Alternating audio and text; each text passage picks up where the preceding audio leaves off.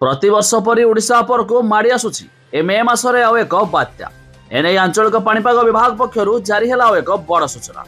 एबे आसंतु संपूर्ण अपडेट नजर पकाइबा कि मे मास 16 तारिख रही लघुचापर प्रभाव जहाँपर यह लघुचाप बात्यार रूप मध्य नहीं पारे।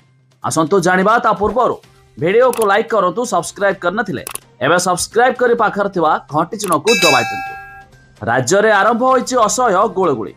उपकूल ओडिशा रे वायुमंडल रे आर्द्रता गुळगुळी को वृद्धि करिछि। तापमात्रा 40 डिग्री तले रहुथिले मध्य अनुभव तापमात्रा 45 रु 48 डिग्री रहिछि। तबे उपकूल ओडिशा रे एही स्थिति आसंता 6 दिन पर्यंत जारी रहिबो। तबे पाणीपाग केन्द्रर सूचना अनुसार आज बालेश्वर, भद्रक, जाजपुर, केन्द्रापड़ा, कटक, जगतसिंहपुर, पुरी, खोर्धा, नयागढ़, गंजाम और गजपति जिले में प्रबल गुळगुळी आशंका रही। यहां दृष्टि रखी पाणीपाग केन्द्र यह जिलागुड़िक येलो अलर्ट जारी करिछि। अपरपक्षरे आसंता 16 तारिख रे पूर्व केन्द्रीय बंगोपसागर उत्तर अंडमान सागर रे एक लघुचाप सृष्टि हेबार संभावना रही।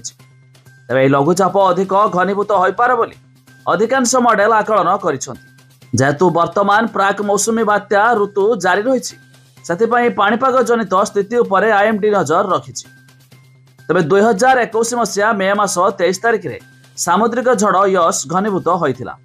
26 रे ओडिशा रे स्थलभाग अतिक्रम करिथिला। तेबे एथिपाई संभाव्य लघुचाप अधिक घनीभूत हेले बात्या आशंका को मध्य एड़ाई दिया जाई न पारे। जदिओ वर्तमान सुधा संभाव्य लघुचाप संपर्क में आईएमडी कौनसी आकलन करिनाही। तेबे मॉडल रो आकलन नहीं विभाग पक्षरु अवगत करा जाउछि। एथिरे किछि मॉडल एही लघुचाप सृष्टि परे बात्या हेबा नहीं आकलन करुथिया बेले किछि मॉडल यह बात्या होई दिग परिवर्तन करि पारे बोली आकलन करूछंती।